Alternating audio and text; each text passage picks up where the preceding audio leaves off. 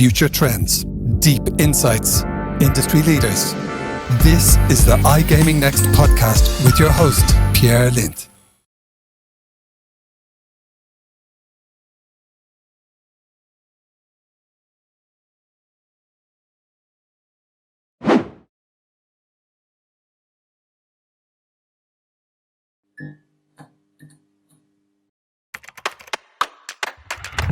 Welcome back to iGaming Next Online. There's not just one goal, there's multiple goals.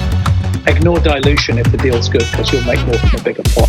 It wasn't that people preferred the office or preferred remote. They actually preferred the option. In other words, COVID-19 is giving us a glimpse into the future.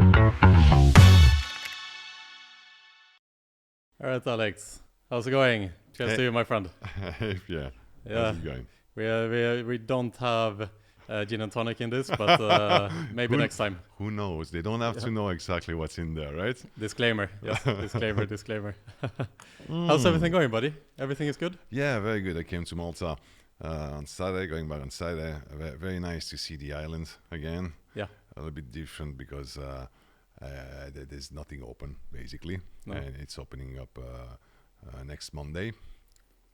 But Yeah. very nice, actually, to be back here. Yeah. Did you ever live in Malta at some point? Yeah, like 10 years ago maybe. But I think the longest I've done was 1 month or 6 weeks, something like that. It wasn't neither like living, you know? Well, I'll tell you something, Alex. In 4 days' time, I'm celebrating 10 years in Malta. Wow. Yeah. Oh, 2011, right? Yeah. 2011. And every time someone asks me, how long have you lived in Malta? And then I say, yeah, nearly 10 years. And then they say, wow. And that's how I feel in my head when I say it at the same time. I'm like, oh my goodness, it's been 10 years already. Yeah, but that, I think the island has been good to you, right? Yes, for sure. Yeah. I mean, it's like, I started, when I was like 17 in this industry, like playing poker and these sort of things. And then kind of got to know a lot of people. But I always knew that I would end up in Malta. Mm-hmm. You know what I mean? Like I was here working as a poker reporter before I moved here like 12, 13 years ago. And when you're younger as well, like you experience @𝗍𝗶𝗰 for the first time and the parties and everything. I remember that. Yeah. How can you not, right? So I always knew that I would eventually end up in Malta, but I didn't know that I would stay here for this long. I don't think no one does when they move to Malta, really. No, right. Yeah. But it's the case of every migrant. I was reading something about it. 20 years ago maybe, and my parents, when they moved from Serbia to Paris, they were coming for 1 year.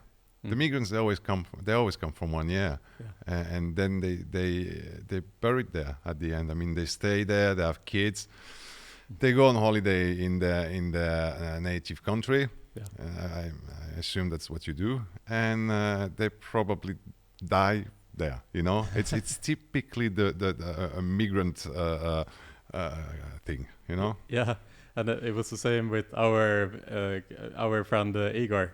He came to Malta. Our friend Igor Samardziski used to be the CEO of Nexus Gaming Intelligence. He came to Malta, I think something like 21 years ago or something like that. Yes, but he came. He came with his parents, right? So they came with him, right?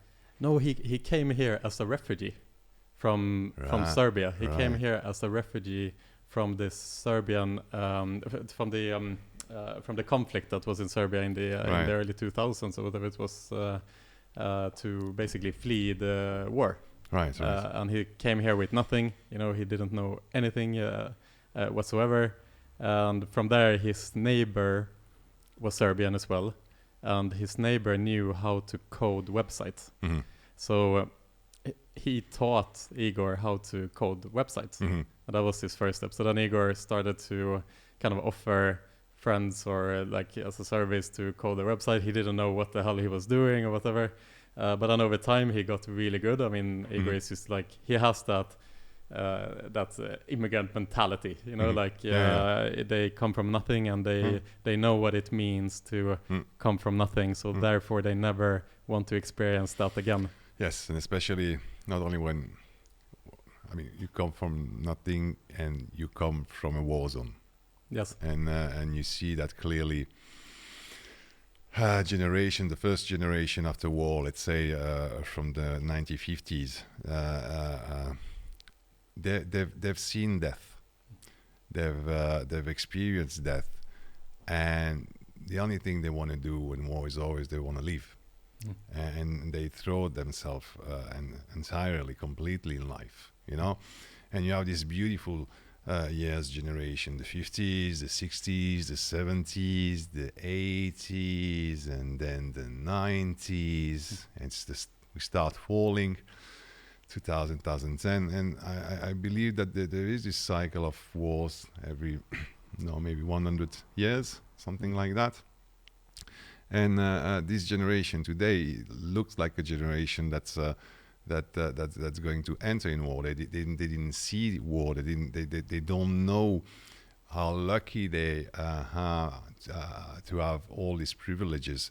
They don't see that like Peter Parker's uncle was saying, that a great power comes with great responsibilities, you know. And they're probably going to be the generation that's going to enter in war, and again another cycle is going to happen. Yeah, it's interesting. It's almost like that living close to war, you have the perspective, knowing what it means to be in war. And me and like yourself, obviously, we haven't experienced that, and I think therefore a lot of people have a hard time to kind of take it serious that things could ever change, or we have kind of lived in this flow of civilization which has always been good, so therefore we think that things will always be good, right? But if we learn anything from history, we know that that things never stay the way they are. Exactly. Yeah, it's interesting to see. But yeah, Igor, obviously great friend of us from Serbia then, and he managed to take himself from the war and really build a really great life in Malta, and then eventually becoming the CEO of Nexus Gaming. And he is one of the most brilliant minds of the iGaming industry, and the way he thinks. Completely agree with you. Yeah. And he's got a strong Maltese accent. Yeah. Oh my God. We were talking the other day. It's like, wow. Actually, he always got this strong Maltese accent, since I know him, because probably he came here before you, before me, before anyone. Even Swedes. I mean, there's a lot of Swedes that have been here for 5 years and they have this Maltese accent. Very, very, very funny to listen a Swede speaking with a Maltese accent, especially if it's a woman. You would say, you have a Maltese accent, and she would say, oh my God, no. Like it's not like sexy or whatever. Yeah. Igor has a strong Maltese accent, and Igor is brilliant. He really has an understanding of what gambling is. I remember he came something like 4 or 5 years ago to Barcelona for 1 week, maybe two times 1 week. I don't remember anymore. And we did a training with him, with my former business partner, Charles, and we've learned so much. I mean, concepts that were completely unknown to me, like exit coefficient. What the fuck is an exit coefficient? And even today when I speak with a lot of casino manager, CRM manager that should know these kinds of concepts, they don't know them. So what's an exit coefficient? You got a player that comes with €100. So you have a bet to ratio balance. That's also interesting. Player comes with €100, and let's say play €1 a spin. The percentage is 1%, so which is fine. Okay. If a player deposits €100 and play €50 per spin, you got a little problem. Okay. Now, what's the exit coefficient, and why do you really want to know what it is for a casino manager? Is player deposits €100 and wins, let's say, €5,000. So it's 50 times the amount of the deposit, and he doesn't withdraw.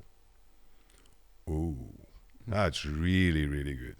And then let's say his balance is going to go to 10,000 and it's going to withdraw. So you know that 50 times he doesn't withdraw, 100 times he withdraws. And you have other players, and I've seen a lot of them, They come, they deposit 100, and they have 120, and they withdraw. That's a 1.2 coefficient. So I mean, you don't want this kind of play. Let's say, or you have to be very careful with them. And a lot of other concepts. I mean, we could do a podcast just about that. Yeah. And actually, you should. Yeah. Yeah, absolutely. I mean, with Igor. Yeah, that's definitely something to discuss with Igor, and like you mentioned, he used to travel to speak with C-levels of major organizations, basically to teach them what the iGaming industry is. Yeah. And he did it in a way that just gave so clear insight into kind of what the industry means and the different departments. And Completely. I remember even having conversation about collusion of players in bonuses. So what you look when you make a bonus offer is my bonus offer exploitable by players? You say yes or no. And then Igor started explaining me, yes, maybe not by one player, but if there's 100 player, it becomes it. And we stop. We don't have players playing against each other. They all play against the house. I don't see how collusion here. They can't exchange money. How it works, he explained me like 50 times. I never wanted to believe it. I stayed stuck. And I think that 3 years ago, 2018, I don't remember exactly, we opened the UK market. Wow, we lost more than $1 million in a month and something. And it was collusion. Wow. But now I understand, because I've felt the burn, how collusion works in casino with welcome offers. I won't describe it. I'll let Igor do it. But you can have collusion, actually, players playing together, because they have an aggregate account on top of it. You just don't see it. For you see 500 players, but actually it's one guy.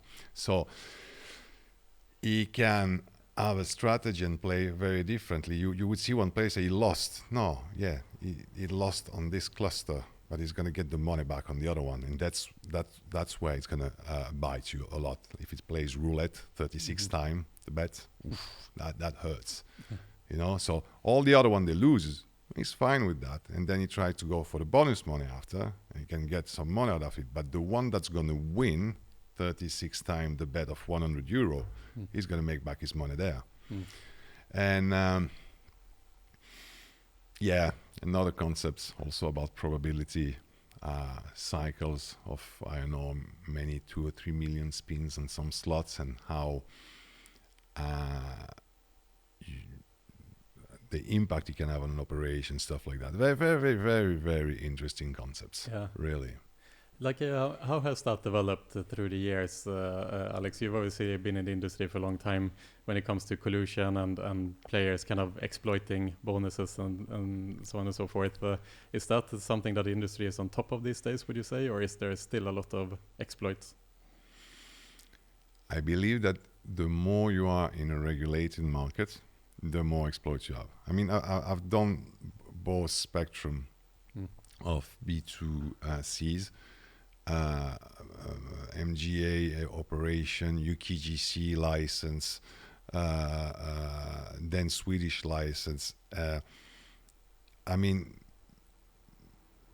the closer you are to a player in this kind of jurisdiction, the closer you are to the big shadow that's behind the player, it's Big Brother that's here to defend him, which is nice. I mean, it's okay. It's important that players are protected. I mean, for me, actually, it's very important, because we're dealing with an addictive product.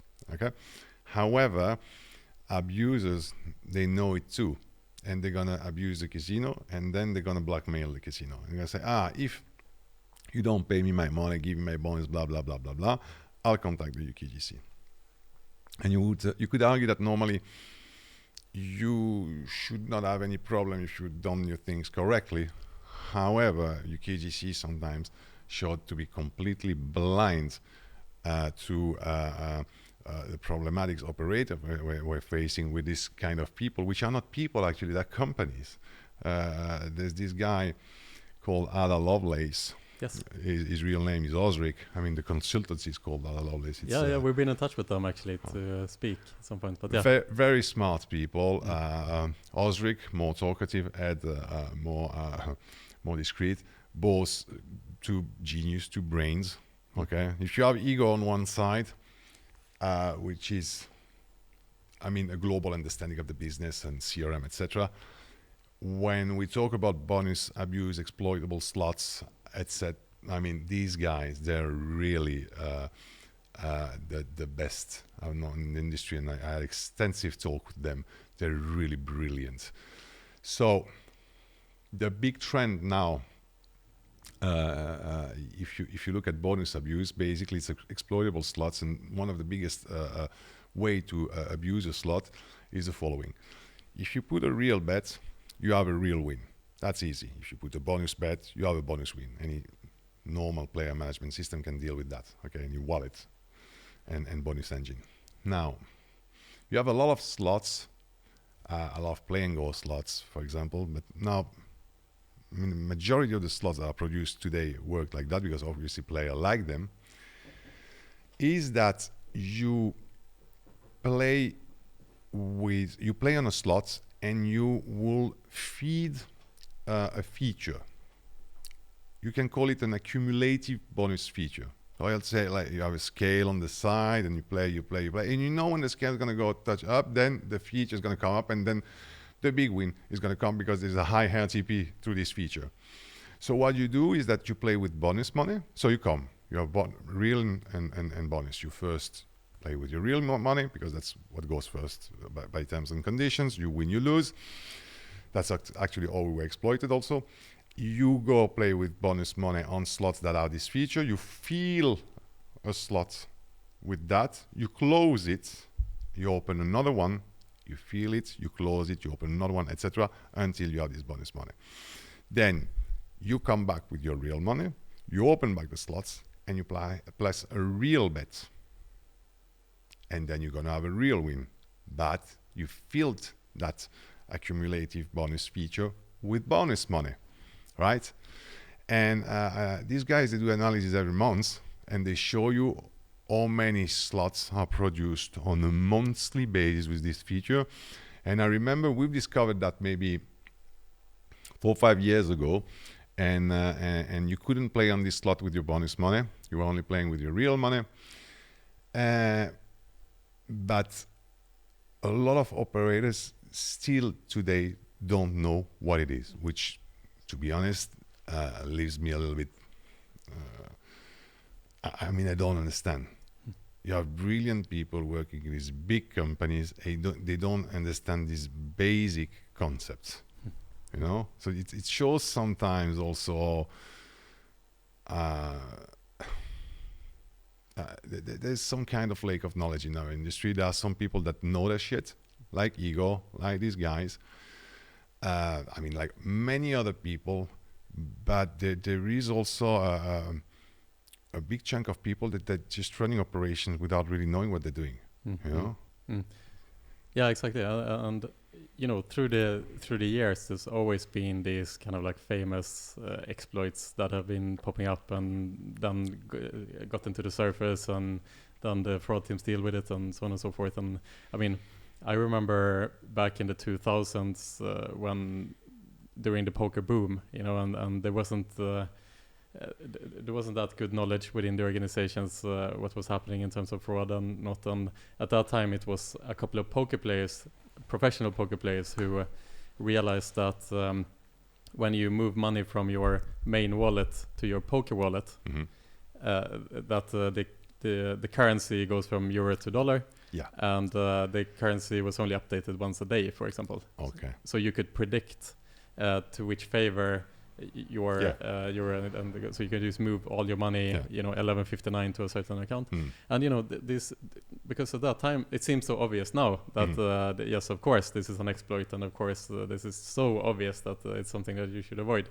But you know, at that time everyone was just kind of getting to know this new environment, so there'll always be these like edge cases, right, where like now there's this accumulative feature that can be exploited. Yeah. And then eventually, you would hope that most operators realize this, but then there's always that part of the industry who is lagging behind a bit, I guess, because this knowledge generally isn't shared openly, like we are like right now, for example. It is, 𝗟𝗶𝗿𝗿𝗍 and Ed, who are obviously talking to you guys, informing you about it, and then they are informing the next client and the next client and so forth. But no, really, I mean, on our side, I don't want to brag, but I think we discovered it 5 years ago, basically when the slots were coming up naturally, and we blocked it on our side.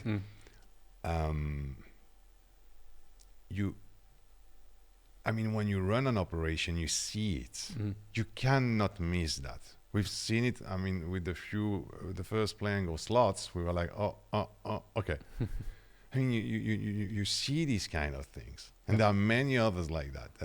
So it gets more complicated where you have multi-product like sportsbook and casino, because then you have different wallets, you have different offers, and they use an offer from the sportsbook, go to bingo, go to casino. It's a nightmare. Okay.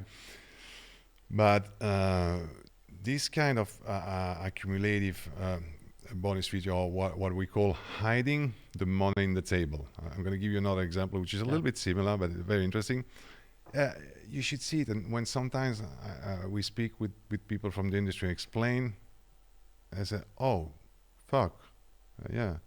But on the other side, it reminds me of the conversation with Igor, when Igor told me about this collusion thing bonus, and I just couldn't grasp it until it happened to me. So hiding the money on the table. When you have the non-sticky bonus would be you put 100 euro, real money, you have 100 euro bonus money, it becomes 200 euro that has to have terms and conditions. So it becomes bonus money. That's sticky. You don't want that.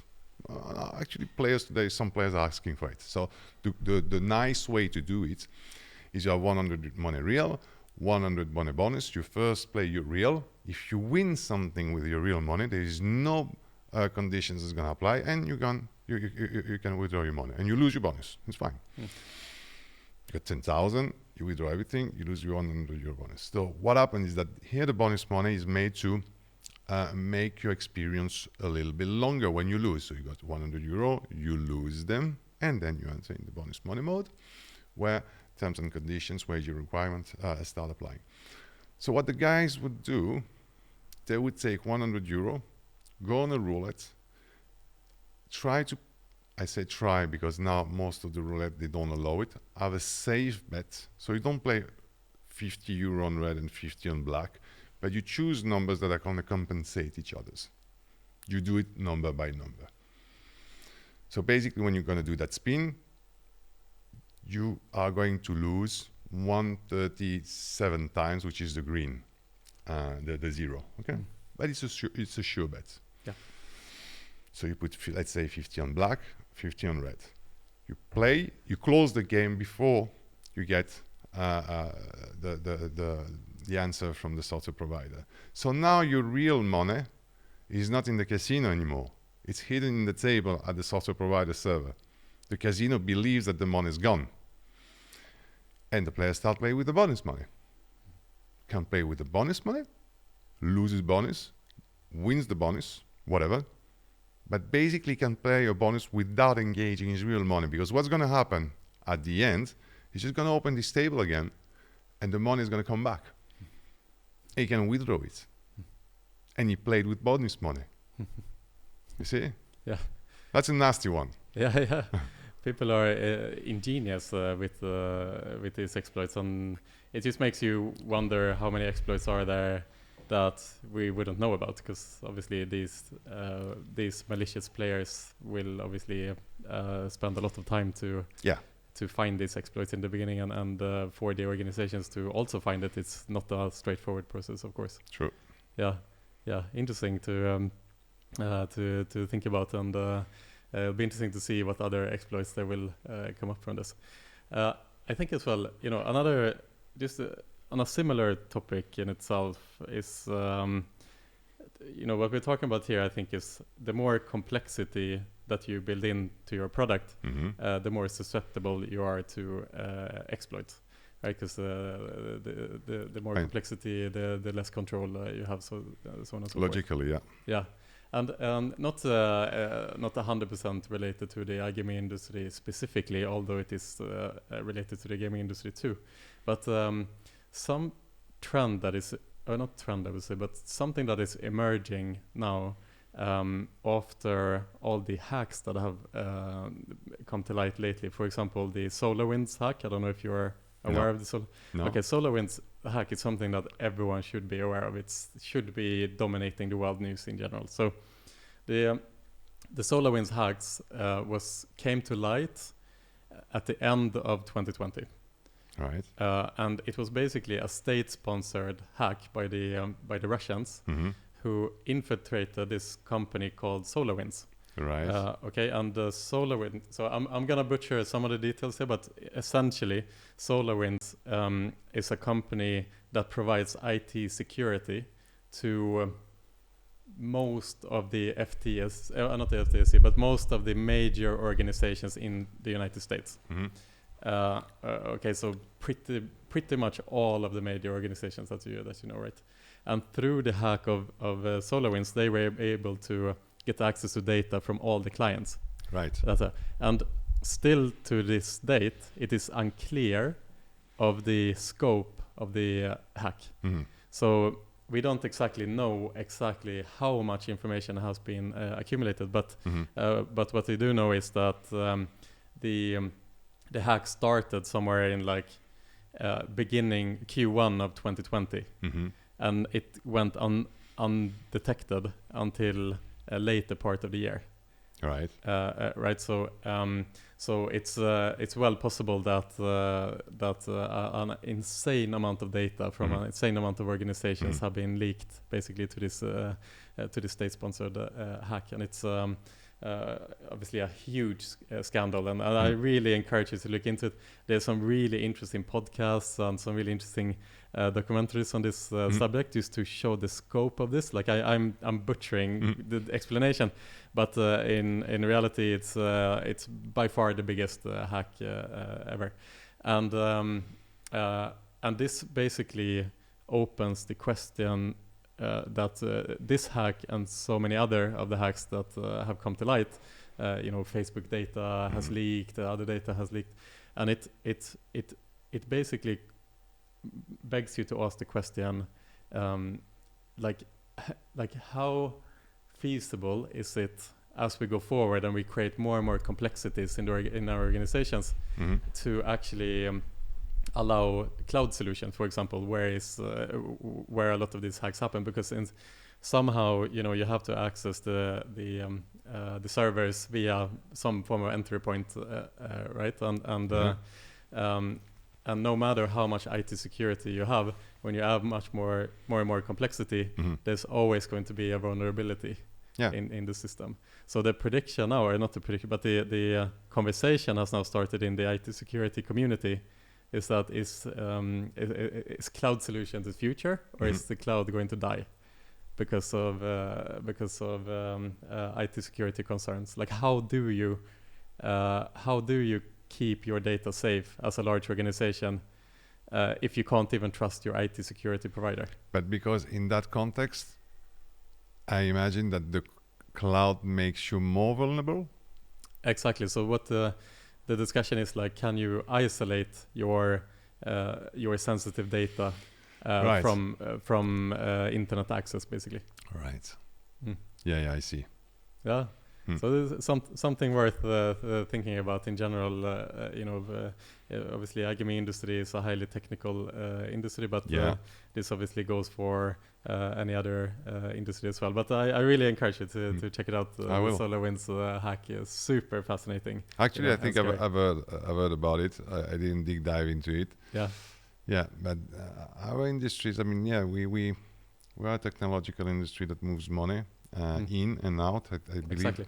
I believe we're the only industry, and that's the specificity of the transaction code 7995 that pays its customer. I don't know any other industry that pay the customer.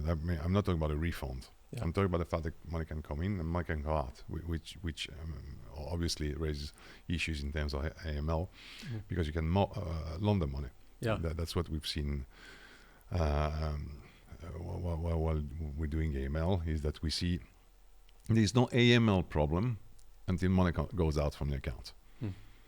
You have responsible gaming problem, but let's say UKGC would never tell you, did you do your AML checks on this customer that spent, I say, $500,000 if he didn't withdraw? Or they're going to ask you, did you do your responsible gaming checks? But AML, no. However, you can have an AML check done at, let's say, €3,000 or pounds, because 2,000 went out. And that's where it starts being important to see money in, money out. So, yeah, as we're the only industry that has money in, money out, and as the money out depends on the outcome of an event happening on a server, it means a lot. And I'm sure there's been hacks, and I'm sure we don't know about them, because if you're a big company, I would say software company that has been hacked, you won't talk about it. Oh. You don't want your customer, the operators, to know about it, that they lost money because of you. Yeah. And you see when they try to make it up. I mean, I'm an operator. I've seen this strange communication, like, yeah, nothing happened, it's fine. Man, I lost 100K. Nah, it's okay, it's fine. The RNG was fine and it was not affected, blah, blah, blah. Yeah, big companies. Yeah. And smaller one actually say, well, yeah, we fucked up. This place shouldn't have, they take the money. Here's the money back. Yeah, exactly. But it's the same. I mean, there's been lots of examples in the wider tech world too, where Yahoo was hacked as well, and it took a long time before they came to the table and admitted that they were really hacked. So a lot of private information leaked without the actual customers knowing it for a long time before they had to kind of admit I think I remember that story. Yeah.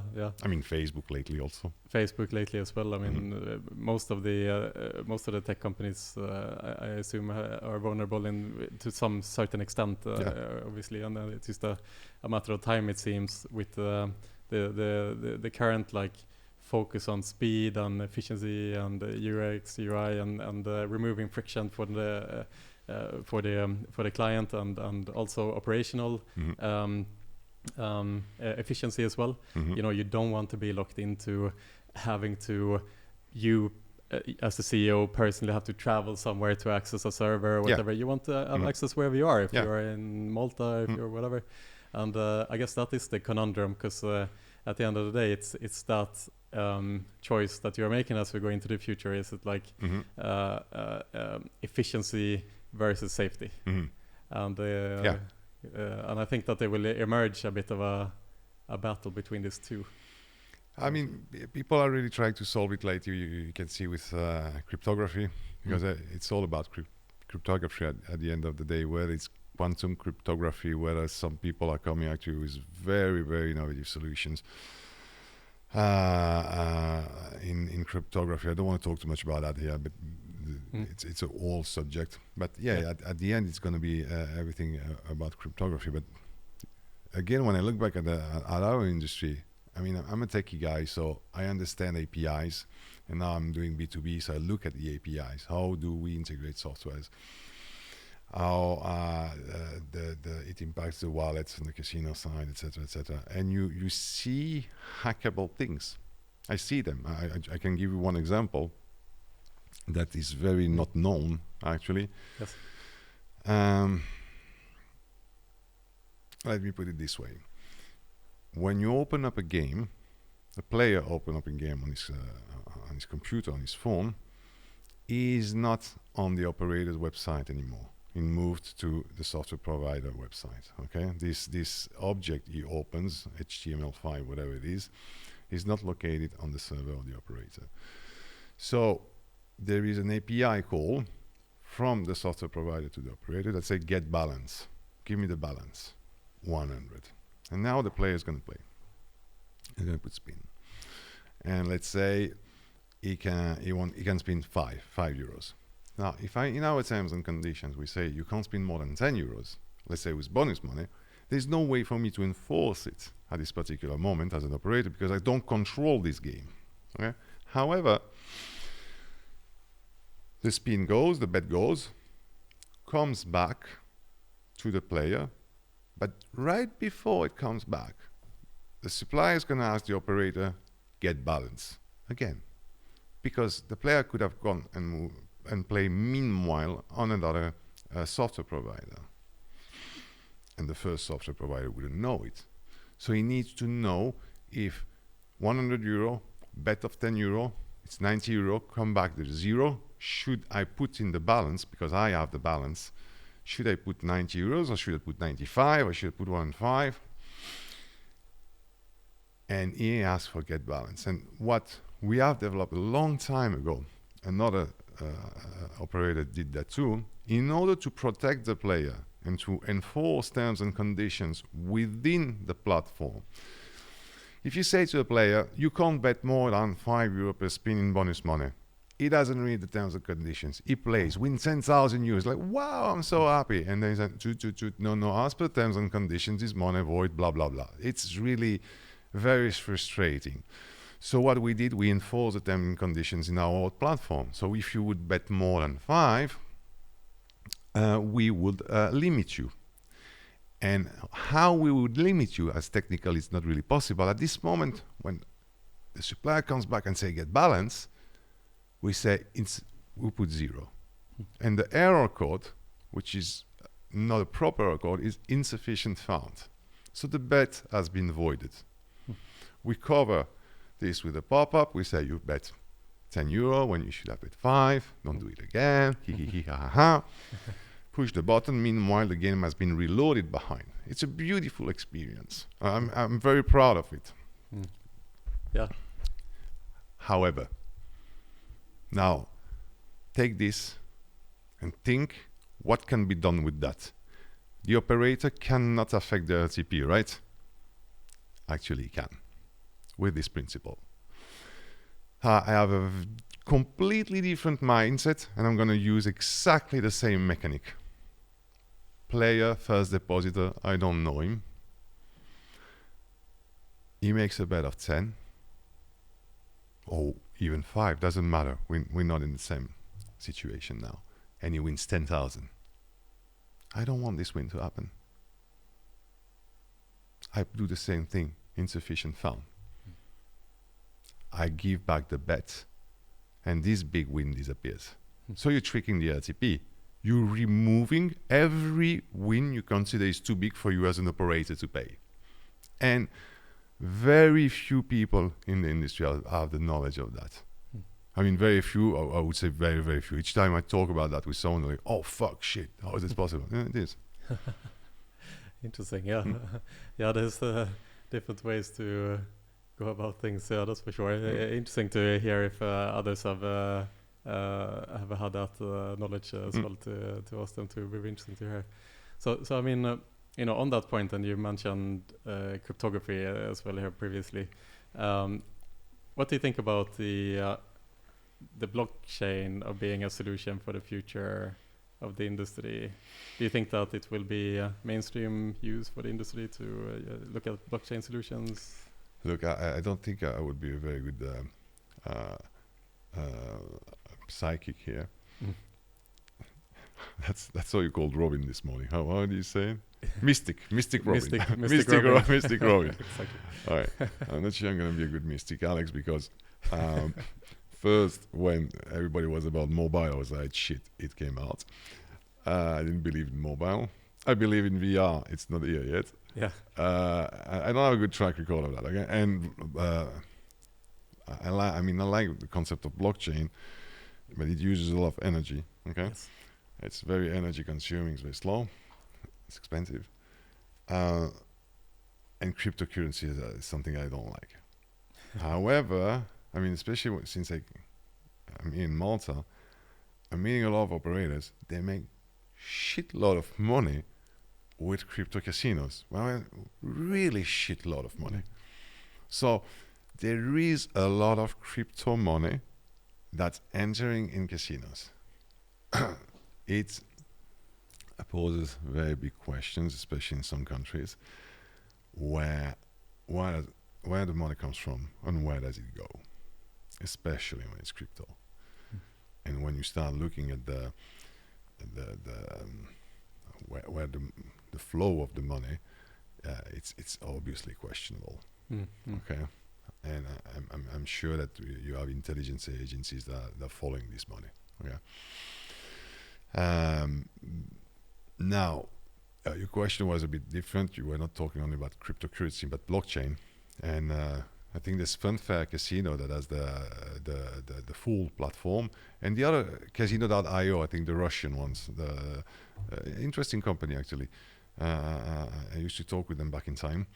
They have the full thing. I mean, even the affiliation is smart contract. Each time a bet is placed, it's a smart contract, and here the money is taken, given to the guy, the developer, given to the affiliate, etc., etc. I love the concept.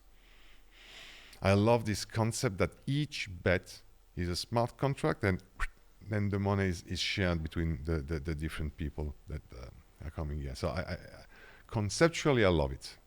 Okay. I don't have the full vision of how it's going to be implemented and where crypto is going.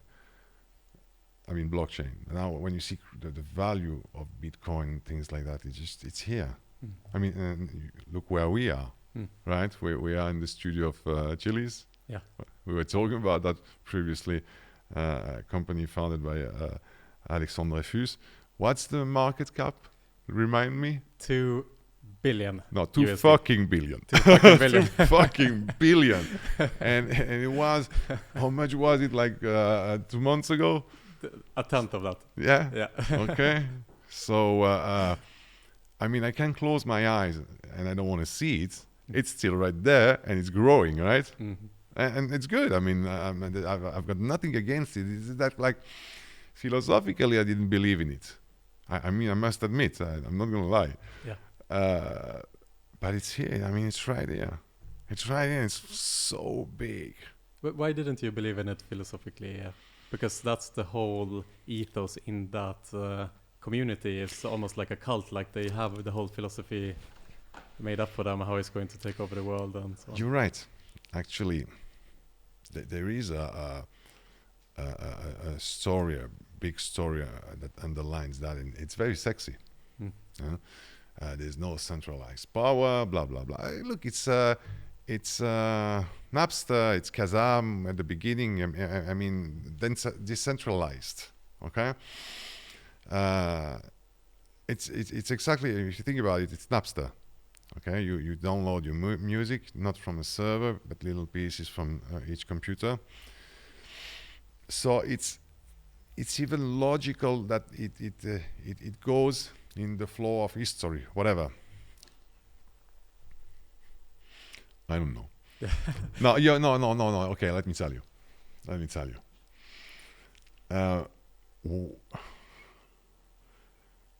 This is cost me a lot of friends, okay? Okay, go for it, Alex. You have me still, it's okay. Okay. You'll be my only friend. Yeah, it's fine. All right. So, back in the years, you were going in the shows and you were seeing the casino people. And the casino people were, let's say, the most successful ones, okay? We were the guys that were making the money. And then there was the Forex people, and then came the binary people. And I don't say they were not making money, but the product of a casino, and you could include poker and bingo, is clean. Whatever you can say about it, it's what you see, what you get. There's no bullshit. I wouldn't say the same about Forex and binary, okay? And basically what I was seeing is that all the people that were trying to make something in the casino industry and were failing were moving toward this industry, like cascading from casino to Forex to binary. And then they moved to Bitcoin. And when I was entering a Bitcoin conference room, I could see them. I mean, it was them. cascading again there, and crazy talks. I mean,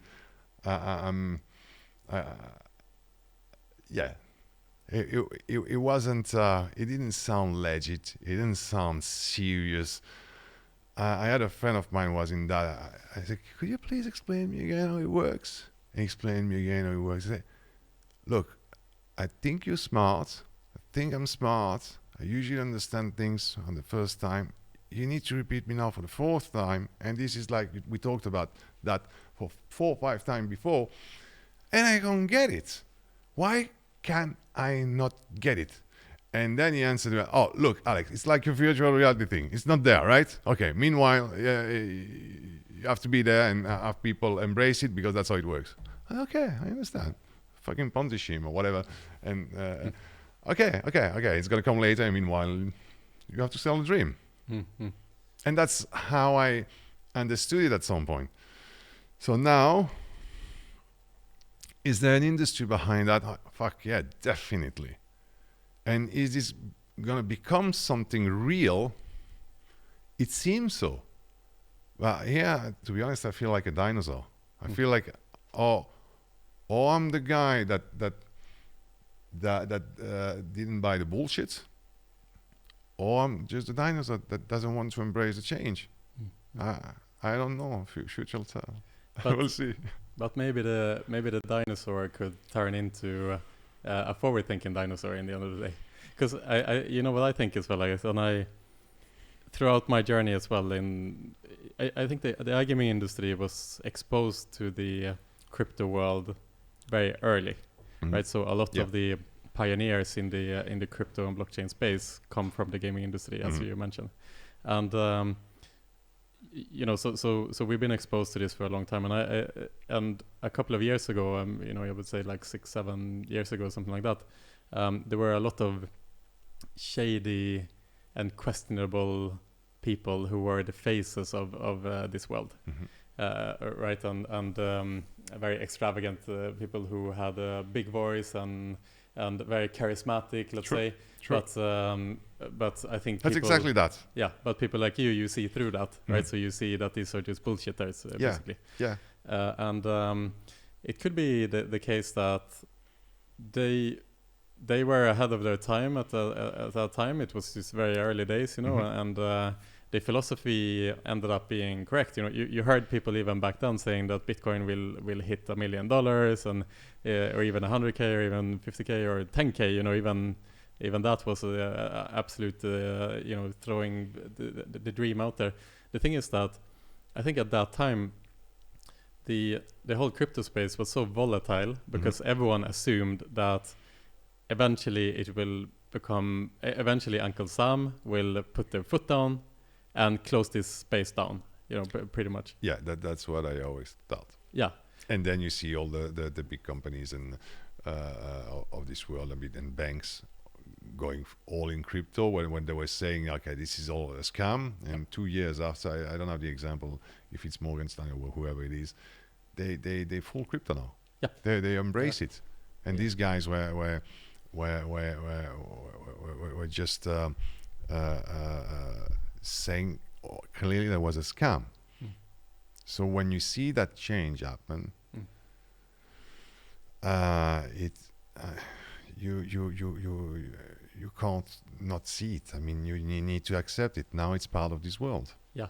I just think that, you know, in hindsight, it's easy to say, oh, of course, the crypto was always going to be the way it is today. But like I said, it's just this narrow road that led it to where it is now, because there were so many traps along the way that could have severely halted the progression of this space. Like everyone was assuming that regulators would clamp down and there would be some kind of like, you know, Black Friday type event where Uncle Sam just shut down the entire online gambling industry in the US in 2011. But that ended up not being the case. But I do think something which is important here is like, it feels that you're a dinosaur now because there's been, you know, 10 years since Bitcoin was founded and so on and so forth. But I think that where we are right now is like internet 1996. the internet is already, in 1996, the internet had already existed for some time. But it was very, very niche, right? And no one knew what to do with it. Okay. The expectation was that this is going to be much bigger than what it is now. We don't know why, but at the same time, there was also a lot of doubters of the internet, that this is just a fad. You know, I mean, I'm sure you've seen the news articles and so on and so forth. So I think that it's easy to, whatever it is, if you're investing in a company that has been doing really well, or you look at the crypto space, or I remember in 2011, where we had a discussion with one of the affiliate managers in Betsson, and we were saying, damn it, we should have become affiliates, but now it's too late. Right? Yeah. No, I see completely your point. Yeah. So I think that this is a great time to enter the space and really think about how we can leverage this technology. Look, at a very small level, today I'm running an aggregation platform. We have added crypto and micro crypto to our API. And I'm thinking about opening a new B2C operation, and I will have crypto. I will definitely have crypto. I cannot not have crypto. I'll be stupid. And I see the crypto money start coming into the aggregation platform. There is crypto money running through. So it's here. That's for sure. Now I feel like a very slow follower here. I'll do it because I cannot not do it. It's like there's money on the table and I say, no, thank you. and it's been thrown into your face. I mean, it became one of the currencies of our iGaming industry. And one important one. A complicated one that you should really look at in terms of AMO, really. But it's here. Now, the next logic step is the blockchain platform and smart contracts for slots, because a lot of this, you see what I'm going to say, a lot of these kids, because they're young, these guys are young, the one that use crypto in the casinos. So a lot of these kids, they don't trust the software provider. They need a game that's blockchain based. They need to see the hash codes. They want to be able to track the transaction and to know that it's hosted on blockchain platform. You know? Yeah, it's the transparency that it brings down, right? And the transparency and the fact that it's not centralized and nobody owns the thing. Yeah, and everything is as you said, transparent. Everything is open. You can see the code. You can see the contract. You can see exactly how it works. It's exposed to everyone. However, I was talking with a crypto guy the other day. He said yes, and that's the theory. In practice, they hide it, and even so now, some crypto casinos they're playing with the players. So basically, what they do is that instead of giving the hash code for each transaction, they will give it for the next 5 transactions once the player asks it. So it's not given by default, it's given per request of the player for the next 5 transactions. So you see, even in the crypto world, they start going around. Yeah, but I'm guessing that this is also a natural progression of things where at the end of the day, the most reputable providers in this space will prevail in the end of the day. Those who are legit, those who are open, those who are transparent. Eventually, the players will still choose them, I would hope. But then you could say the same thing about non-crypto. The beauty of crypto, and the beauty of blockchain, is that it's transparent and decentralized by design, and that's what you want to keep. If you need to add layers on top of it because people are tweaking it, that's when it starts losing its purpose. The purpose, it has to be like that by design. And if we start relying on the fact that the good guys are going to do their job, then we come back in the normal world. I listen to myself. I sound like already a blockchain crypto advocate, you know. But if we go down that route and if we'll look at that this way, that's how it should be. You know, we should not rely on companies, people, whatever. We should rely on the platform. Yeah, exactly. That's the beauty of it. I mean, in the theory, that's the beauty of it. I don't know what you think about.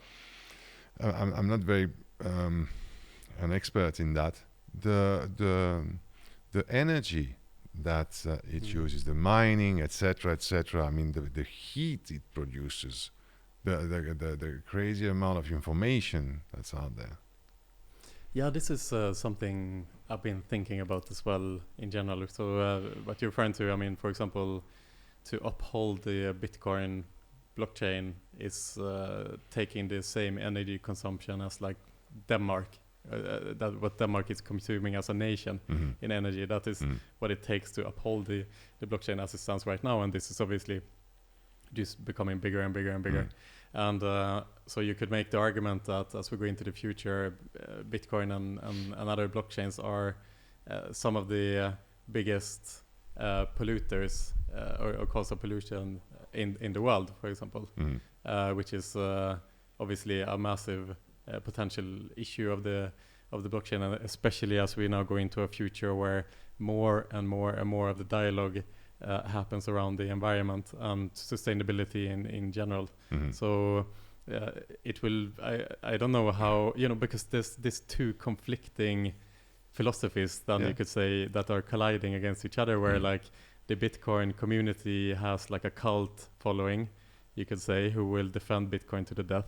And at the same time you have the environmental side as well, who obviously are also very deep into the belief that we need to save the environment. And you have these two conflicting sides that are meeting, and what will come out of that is another challenge, let's say, just like with Bitcoin facing the regulator. What do you think will happen, Alex? I got no clue. I mean, seriously, I'm not sure I'm the best person to talk about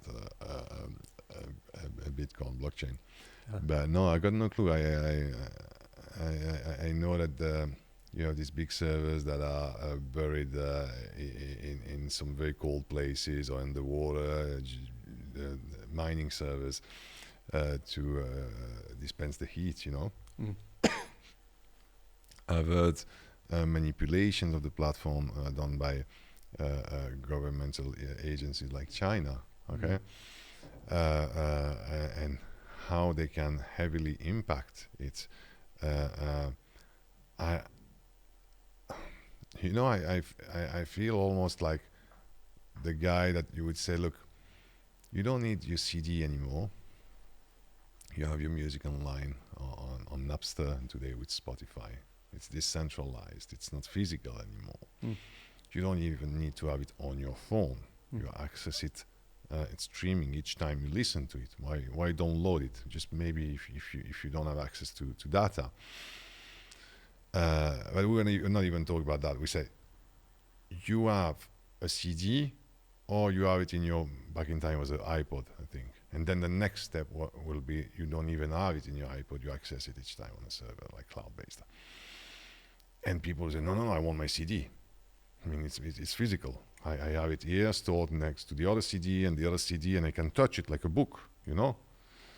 And here it's a little bit the same thing. You had an economy that was based on gold, the gold reserves that the bank had, and that we know now they may not have anymore. And this completely decentralized money. And you think it could just disappear. Sorry, but it's exactly the same thing that you have in a banking system. I mean, you see that you have, let's say, 100,000 in your account. It's just a line on the computer. Yes. You know there's no gold behind it anymore. But exactly. still it's centralized. And now we're going to decentralize. It seems like the CD thing, and the fact that you have it now non-physical on your phone or whatever, and then you don't even have it. It seems that each step forward, we move forward, we're going toward more dematerialisation, more digitalization. It's very challenging for let's say normal human being that each step forward, it's like you're moving toward a ethereal dimension where you can't hold anything anymore. Exactly. But this is interesting because cheers, by the way, Alex. Yes. We're having a great time here today. It's nice to have you here, man. Yeah, this is a very good vodka. Yeah, Thank you very much. Yeah, exactly. Cheers to you, my friend. Cheers. Cheers. It's good to have you here. But it goes to a much deeper question, which is the fact that like what do we as human beings attribute as value? Like what is value to us? So you mentioned gold, for example. Yeah. And we have this innate belief that gold is worth a lot of money. Yeah. But let's go back to first principles. Why are gold worth a lot of money? And it's not really because of the material. It's not its properties. No. It's not its properties. It is it is because the scarcity, right? Yes, exactly. So you can make an argument that water is a lot more important to have in your life than obviously. gold. Yeah. But water is not worth the same price as it is in gold. So it is the scarcity that creates the value, and it's not really the physical entities in this. So gold is quite interesting because only 1/10 of the gold that we have dug up in the world is used for technology pieces or in your electronics and so on and so forth. Yeah. And 90% is held in storages, basically. Yeah. Right. So only 1/10 of the gold reserve is actually used for something of value. Other than that, is only based on the scarcity itself. So that is where that is kind of the like when you realize that it is the scarcity that creates the value and not the physical property, then it starts making a little bit more sense why Bitcoin, why there is any form of value in Bitcoin, because it is essentially the same thing, right? The only difference is that in Bitcoin, you can provably 100% know how many Bitcoin there are today and how many Bitcoins there will ever be. So the scarcity is 100% predictable, which makes it easier for us to attribute the value because we are safe knowing that it's not going to be, 100 million Bitcoin entering the market tomorrow by surprise. Whereas gold, there is an assumption how much gold there is, and there is an assumption how much gold we will find. But an interesting fact about gold is that most of the world's gold is how do you say it's grinded down into to atoms basically in the water. Right. Okay. Gotcha. So we have something like $10 trillion worth of gold. That is what we can gather right now.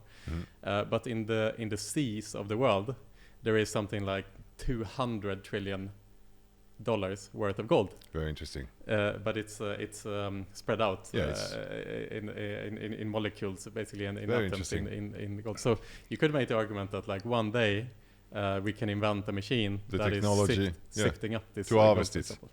And then gold will be completely. And then it's not like the market cap will all of a sudden be 300 trillion. It will obviously collapse. The gold will be much cheaper, right? So you could make. So this, I think, is the community of Bitcoin. This is the argument that they are making, is that Bitcoin is a lot more safer as a store of wealth for the long term than gold, than even gold, for example. Interesting. Yeah. A lot of nuances, to think about, and it really it's a rabbit hole, the blockchain and crypto space, and diving into it, it's really makes you question the beliefs that you have of how human beings attribute value to something, or why it is important for us to feel that we have ownership of certain things, which is where NFTs comes in, for example. Completely. Where it's like, why do I pay a lot of money just for the bragging rights of saying that I own something, where in the case of a digital art piece, for example, when anyone can just copy it, but still people do it. Yeah, then you have a case here that's interesting to compare. we know, for example, that for offices, the nomad office that were really hype during these past 10 years. So basically, what you would have, you have 100 people working in a company, you have 50 desks, okay? And especially now with COVID, when people don't come to the office every day, you can reduce the real estate, okay? Because the office is never full. The desks are nomad, which means that anyone can sit on any desk, okay? You have your little box, you open your computer, whatever, you take a desk and go. So it forces you also to clean the desk at the end of the day before you go, okay? So what I found out after years of study is that, first of all, people feel very depressed. They don't own the space. There's not the picture of your family, your cat, your dog, whatever, your little plant, something. You could argue it's not important, actually it is. For the well-being of a human being, it is very important. The cleaning thing at the end is also problematic because all this mess that's here maps a mental structure, an internal mental structure. So when you would come back the day after and you're working on that project and you have these little post-its, etc., and we know that from the Scrum methodology that what works the best is not to use the softwares, it's to have post-its on a wall. That's what works the best. We are physical creatures that live in a 3D or 4D environment, if you want to take the time. We need that. So when you're going to come back at your desk after, you're going to see your message, oh, that was that, and it maps something in your brain, okay? So, and I was saying that half an hour ago, that it's more and more challenging because everything is becoming more dematerialized and more digitalized. Maybe there's something to think about that. How human beings, how do they cope with that? Is it healthy for us to have this level of dematerialization? And maybe it's not. And maybe we do need to touch the things. And actually, you have these meditation techniques for people that have anxiety. And the first thing they say, okay, you touch something, you taste something, you smell something, you see, you listen. You use your 5 senses to experience something, and that allows you to root you in your body, okay, and it calms you down, and then you don't feel that stressed, okay? And I believe that stress in humans come a lot from not being able to physically connect with, let's say, the human experience, and then they just go away and they feel bad. So you need to ground yourself, okay? Maybe that's an argument toward this big movement of dematerialization, but we're going to see it. It's very hard, I think, to predict, but it's something I'm sure people like what's his name? Yuval Harari, the modern philosopher, *Sapiens*.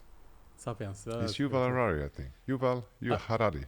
Okay, Right? I haven't read *Sapiens*, but I'm super curious to read it actually. But give a brief. Sorry, I'm sure this kind of guy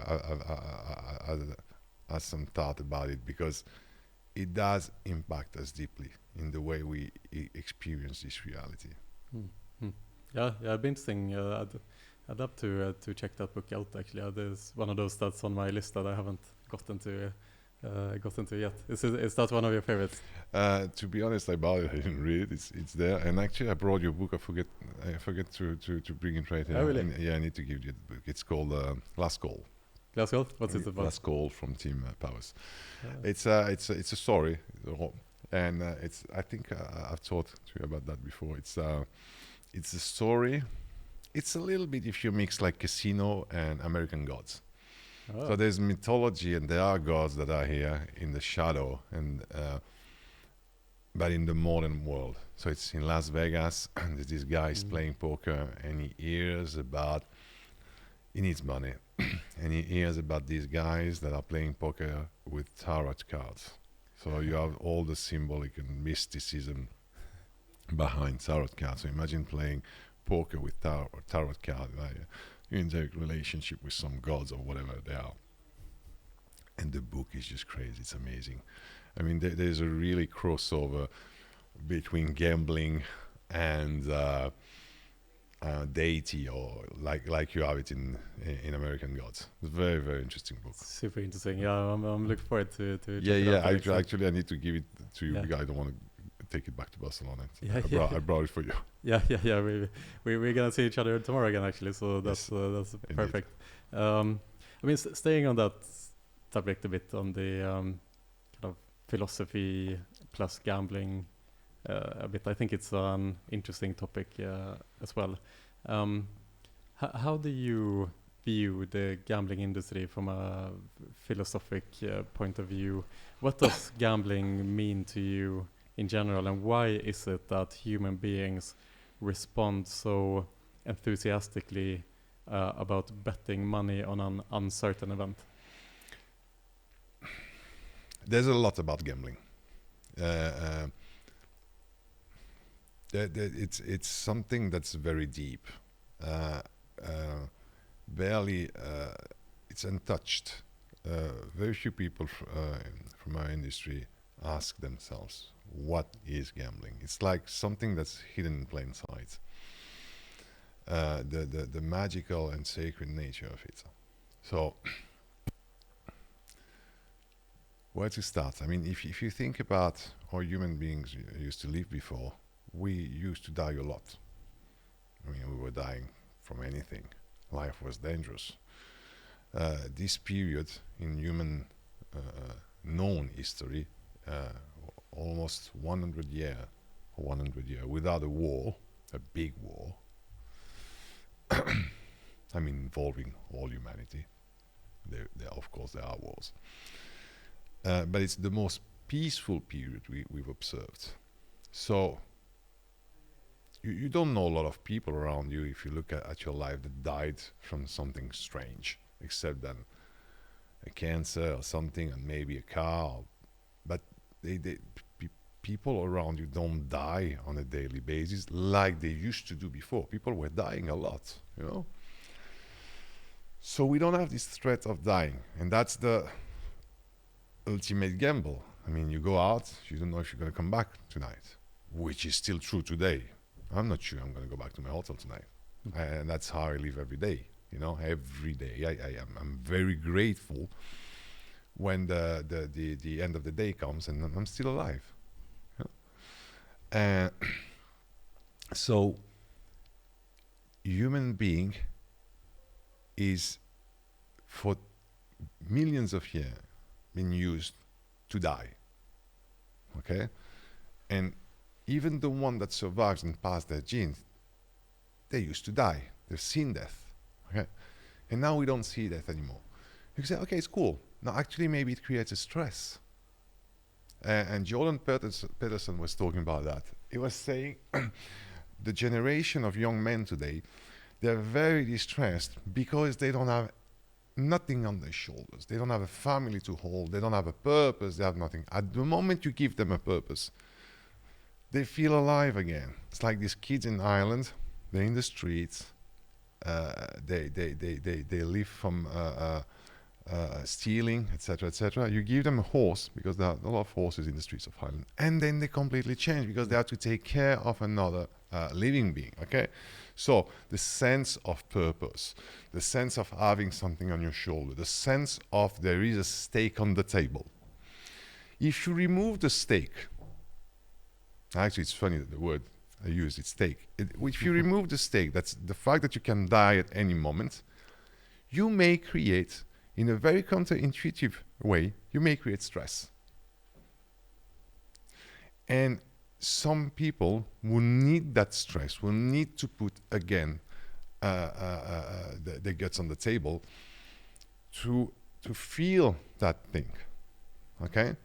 And that's what gambling would be. In French we call that 𝗟𝗶𝗿𝗍𝗍. It's a typical word. We have it in English too, ordeal. Where basically it was a way of judgment of God. You would say, this woman is a witch, okay? We're gonna put you in fire, all right? And if you're not a witch, you're going to survive.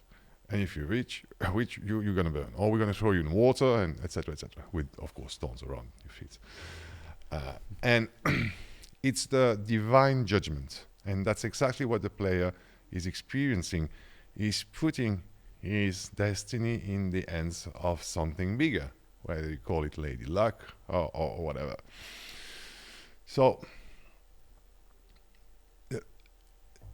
in that way, players that gamble, if you look at poker players, that are more players that are skilled, and poker players, they look down on gamblers.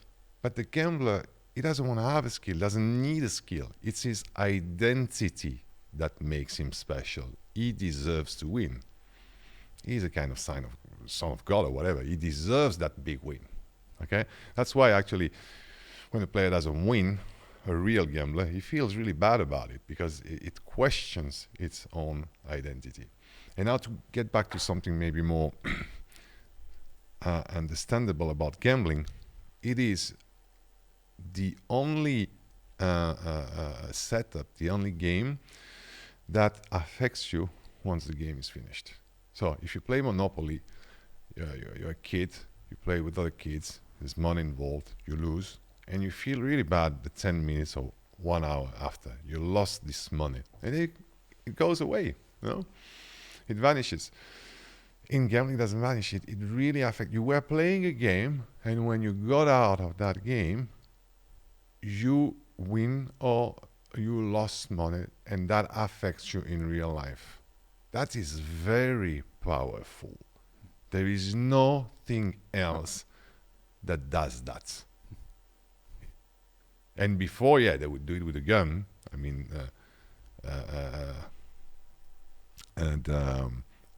Vietnamese soldier were doing that with American soldier when they were prisoners, you know. I don't know the name of the movie in English, actually. 𝗟𝗶𝗿𝗍𝗍. I think it's with Marlon Brando. And they you know, the Vietnamese guards, they give guns to the Americans prisoners with just one bullet, and they give it to them, and they make fun of them like that, because at some point they're gonna die. Yeah. Actually, at some point they're gonna die. No, the one that's dying is giving life to the other one, because once one is dead, the other one can go. So, yeah, there's something quite mystical about gambling, and you could have another setup that was described. We talked about that by Alan Watts, where basically, actually, it's funny because you took this speech by Alan Watts, and you have it in one of your teaser video of 𝗍𝗶𝗿𝗍𝗍, yeah. yeah, that's crazy. When you showed me that, I was like, fuck, that's good. It was a good teaser, yeah. It was a good teaser. It was a good teaser. So yeah, basically what Alan Watts said is he says, I wonder, you know, with this very deep magical voice he's got, and like, oh, what do you wonder, Alan? Tell me. Tell me what you wonder. Very good storyteller. So he wonders what would we do if we could dream of a life of 80 years old lifespan during a night of 8 hours. So you close your eyes, you have 8 hours and you dream. And this dream lasts for 80 years, and then when you wake up, it's just 8 hours. Okay? And he says what you would do, you will build worlds, and you will travel around these worlds that you will be like Minecraft thing, you know, like video game. And then you'll break them, and then you make wars, and then you travel again, and then you fall in love, and then you travel again with her, and you experience all these beautiful things. And at some point, like kids who will want to take it further, you will make a bet. And he says this, you will make a bet. And that would be that you wouldn't know that you're playing. That will make it so special that if someone, I mean, if you lose an arm in the game, you lost an arm, it hurts, you feel the pain. If she dies for real. it's not just she's dead. It's my partner in the game that's dead. No, she dies. It hurts you. And you will feel the things, and you will pretend to not be the god you are. And where would you be? You would be exactly where you are now. Okay? So how can you relate that to gambling? Actually, you can relate that to virtual reality, because the future of virtual reality is exactly that. And I've spent a lot of hours in VR. At some point, you don't distinguish VR from reality. And actually, VR looks more real than when you take off the goggle. But what happens also is that you have this distanciation of the self. You start taking distance with your own, with Alexandre. I look at him, I'm like, what the fuck is he doing, etc., etc. You distantiate yourself, and you also distantiate yourself from reality. That's very weird. It's known, and it's not just me, there's studies. So the distantiation from the self is quite common. The other one is a little bit weirder, is that, okay, you take off your goggle, okay, it doesn't look real anymore. But then days pass, and you're like, is this real what I'm living right now? Because the experience in VR is so strong that you start questioning the real life. And actually, in the 60s, they made this experiment with kids. So they had this Wednesday thing, you know, and they were playing tennis, football, blah, blah, and they were playing with whales. How do they play with whales? Actually, in VR. In the 60s, they're like TVs on their eyes, you know. This was the first VR setup. And when 1 week after the experimenter, Dr. 𝗍𝗶𝗍𝗶, came to talk to the kids, said, okay, could you tell me what you did that day? This, that, and the whales. And for the kids, it was real. After 1 week. Means that on the moment they know it's not real. But then your memory is going to create souvenirs, memories, that your brain is going to create these souvenirs that you think it's real. And actually this blogger, 3 or 4 years ago, he did that. He went in VR on the beach. It looks so real. Oh, it's so beautiful, it's so real. He knows it's not real. So he was recreating that experiment. And then he made another blog video 1 month after. He said, I just want to tell you guys that for me now, when I think about this moment, it's exactly the same thing that is I've been on the beach. So what Alan Watts describes about a God dreaming, blah, blah, blah. Okay, there's time distortion. That may come too. Okay, why not? It's not that science fiction. It's not something like it's coming from another dimension, and it's our future, but like not 50 years, maybe 20. I don't know. It's close. It's here. You know. So why the relationship with gambling? Because here, what you do, you are in a setup that technologically allows you to forget who you are in order to get better, deeper into the simulation, to believe that the simulation is real. You don't need that with gambling. You don't need to believe it's real. Through the proxy that money is, and that is used in the game, and that is used in real life, it does affect you in real life, whether you believe in it or not. Because in the video game, oh, I lost money in the video game. Yeah, I don't give a shit, because when I get out of the video game, I have that money, you know? So you need to believe that it's happening for real. Yeah, no. You lose your money for real. And that money comes from the real world. It's going to hurt you when you go back there. And that's the beauty for me of gambling. That's what it brings. So you could argue, could we do it more gently, softly, so it doesn't hurt that much?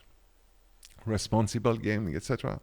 And I would argue, yes, why not? I mean, I want to go into a monetary society where people, player will lose no more than 50 euros per month, and they will engage not only with the house, but against each other. And there's not this setup where they play against the house, but they play against their friends, together with their friend against other people. And the house, like in a poker tournament, is just organizing the event. And I like very much this idea. that the house is not the opponent of the player, they just organize events. And you can do that with casino games, slots tournaments, etc., etc. And all this is nice. We went from risking our lives, we are about to die, to losing money burns too much. So, and then we want to lose even less. That's fine. I mean, let's do it. It's okay. But I think, as I said one time too, it's like somebody would come to me and say, okay, I want to have this mushroom experience, or this ayahuasca experience, but could you make it please that it's not uncomfortable? No, I can't do that. The purpose of it is that it's fucking uncomfortable. It's gonna fucking hurt you, and that's how you're gonna grow. And so is gambling. It has to hurt you. It's like when you go to the shrink. The shrink tells you, you need to pay me, because otherwise the tariff is not going to work. Thank you, Mr. Freud. You create a business, but it's true. Because if you don't pay the shrink, you can just wander around, blah, blah, blah. No, when this hour or 45 minutes, because they put 45 minutes now, is 60 or 80 euros, believe me, you're going to work. You're going to work your ass. And it's exactly the same. It needs to hurt. Now, how much? That's the question. Yeah, and that is at the end of the day the question from the organization's point of view, what responsibility they want to have for the players. But I think your explanation here, what kind of gambling means to you and what the thrill of gambling comes from, is very, very interesting. I mean, you talked about Alan Watts and his speech about the dreams, and I think also that it alludes a little bit to the fact that if we could create a dream world the way we wanted to, like you were saying, at the beginning we'd do all these experiments, we'd create perfect worlds and so forth. And even in the movie Matrix, which is also deeply rooted in philosophy, it is the previous Matrix X were based on perfect worlds where everyone was maximum happy. But at the end of the day, the human experience, what we crave, is volatility. It's a very good example, actually. Yeah, I remember the Agent Smith saying that to Neo. Yeah. That in the previous version of the Matrix, everybody was happy, etc., etc. Yeah. It was a disaster. It didn't work out. Yeah, and this is deeply rooted in the psychological fact that if you would play, we can relate it to gaming, if you would play a slot machine, that will give you a win every time that you play. So every spin, you win twice your money. And you think, wow, that's incredible. You just play this machine day in, day out. But actually, if you study the psychological effect in endorphin kicks and from playing such a game versus you play a game which is volatile, sometimes you win, sometimes you lose, the human brain reacts much stronger towards the game with volatility that is uncertain. Right? Yeah. So people seek themselves to activities where the outcome is unknown. You can either win or you can lose. When you win all the time, I mean, we know this from life in general. If you play tennis against someone that you win against all the time, tennis becomes boring at the end of the day. And because we get used to this experience and it becomes something that is just static, right? So we are innately programmed as human beings for volatility and to and uncertainty. And uncertainty. It's known in music, for example. They've studied that the best music, that people react to some music, so they have this predictable pattern, and then the third time, and it changes, and it fucks up the brain. The brain's like, wow, fuck, it should have been that. No, it's this, and that's the songs, the music that ranks higher. When they do the study and they ask people which one you like the most, it was the one that had this predictability thing and then changed it. And you could also say that when you raise kids or when you grow up as a child, and you become successful later in life, there's a saying that goes, show me a successful person, and he will show you a rough past. Because nearly all the time, people who grew up having to face difficulties, that is the way you grow, right? You don't grow by just having a lukewarm life and not being posed towards challenges. You grow from having to face challenges. So maybe this innate trait that we have in us in human beings, that we seek uncertainty, and that we are drawn to it. Maybe that is because at the end of the day, that is how we grow as human beings, and we become stronger as human beings. Completely. I mean, I couldn't agree more. There's this book written by this young guy called Lindh. It's called Stronger by Stress. So you analyze all the stress factor that makes you grow, and would be caloric restriction, fasting, would be sport, would be sauna, which is heat restriction. I mean, cold temperature. I mean, there's a lot of them. Pressure, gravity, whatever. Emotional stress also. Taking mushroom is an emotional and psychedelics, an emotional and spiritual stress. I mean, you're close to a psychotic break. And I'm not talking about nervous breakdown. Oh my God, I can't anymore feel the pressure. No, a psychotic break is like when the fabric of reality is just vanishing in front of you, and you don't even know if you're a human anymore and if this world exists, you know. And I think this kind of experience, they make you grow. And gambling is part of it. It's funny. I mean, I'm not trying to find a beautiful purpose, because I mean, the industry has to do something also about that. Gambling is one thing. Then after the how we handle the player funds, the bonusing, etc. It's not the story. The fact that some operators are not very ethical, it's another thing. But the true nature of gambling has something sacred, and is one of these stress factors that what doesn't kill you makes you stronger. And but for anything like sport or fasting, for example, you need to be able to take the right amount of stress that's gonna make you grow without breaking you. Yeah, exactly. You need to evaluate that before, and then. Yes, exactly. It's the key. I think Jordan Peterson talks about this as well. Is the fact that you want to, when you raise children, then for example, you want to expose them to stress, but just below the threshold for them to break, basically. Yeah. And that is where like the Goldilocks zone is for growth. At the end of the day, you want to be in that zone as much as you possibly can. Exactly. And that's that's what you call the flow zone. You know the flow zone, where you are in this state where an athlete is going to run in his best way, an artist is going to find the best music, you're going to write the best book, you're going to make the best speech, blah, blah, blah. They found out that the flow zone is triggered several things, but there's these threshold, there's these two things. It has to be more complex than what you do usually. Enough to challenge you, but not too much so it doesn't block you. You have to find a way for you to trigger flow, to do something that's a little bit more challenging than what you usually, but not too much. And that's it. So maybe actually it's a good answer. How to deal with gambling, and how to make gambling. It's funny to say it.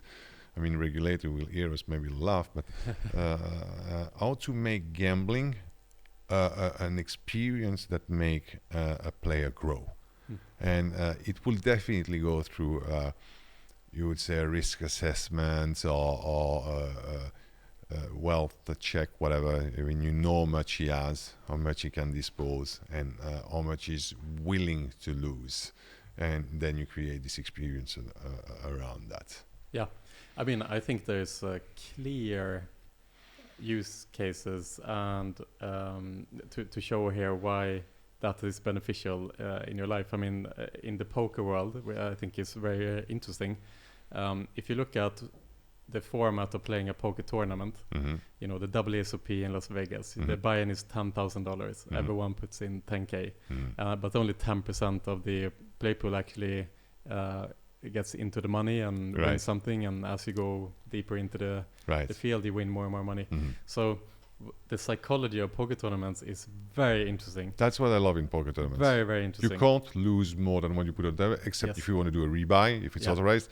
But that's the beauty of it. That's really beautiful.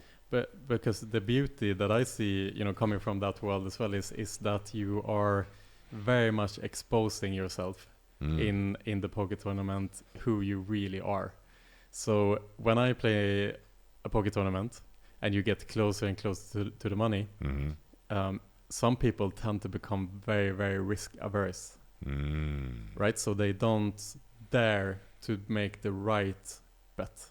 Okay. Isn't that interesting? Because you can have a hand and you know what the right thing is to do. You know what is going to increase your chances of making the most money that you can in the game. But many, many, many players under that pressure choose to do the wrong thing purposely, which is to play safe. Right? So what that means is that if you're an unexperienced poker player and if you are risk averse as a trait, you will very likely play very tight, as is the name for that in poker tournaments, right?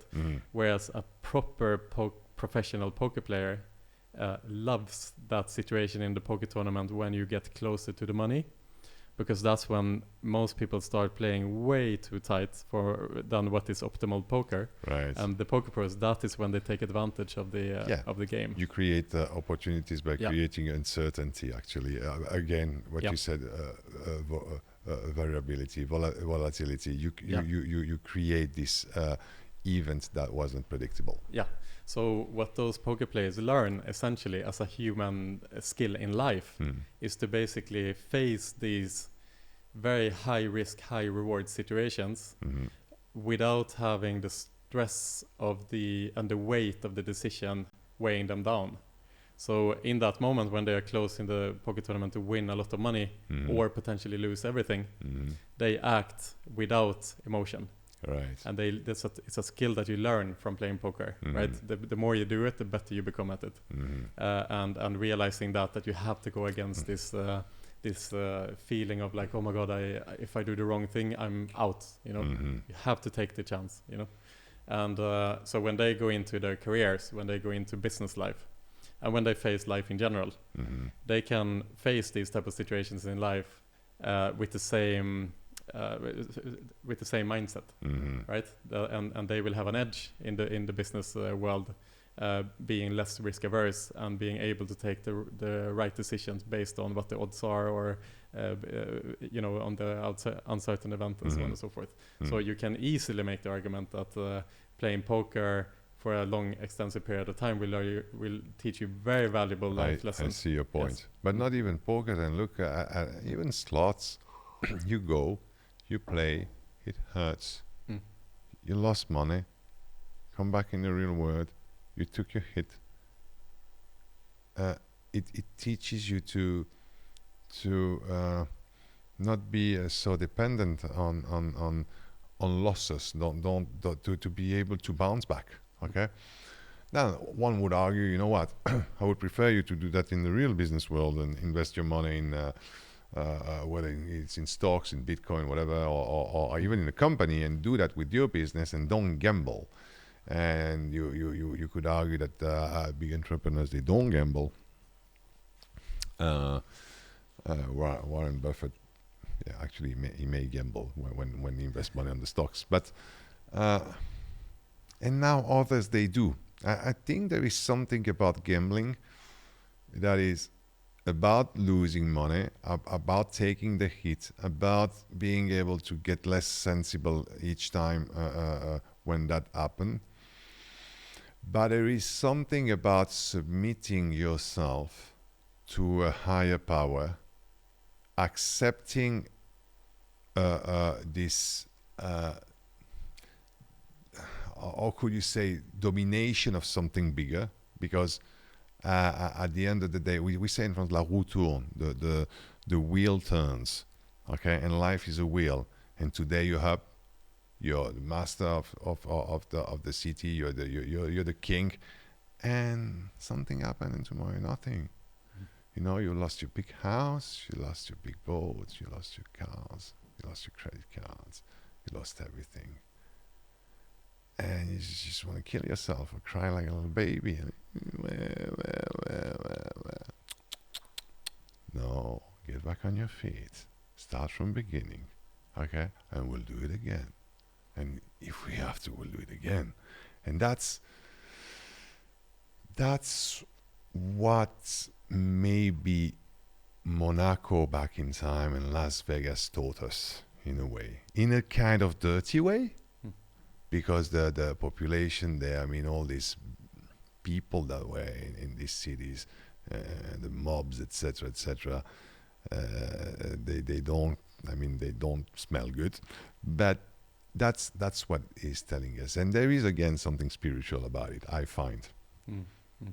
Yeah, I can completely see that too, and it's a lot deeper than what meets the eye gambling. I think that is more the case on the in today's world. To a large extent, gambling is stigmatized and it's just seen as something foreign for a lot of people, and without them realizing that on a day-to-day life, on a day-to-day basis, everything they do in life is like gambling one way or the other. Exactly. Yeah.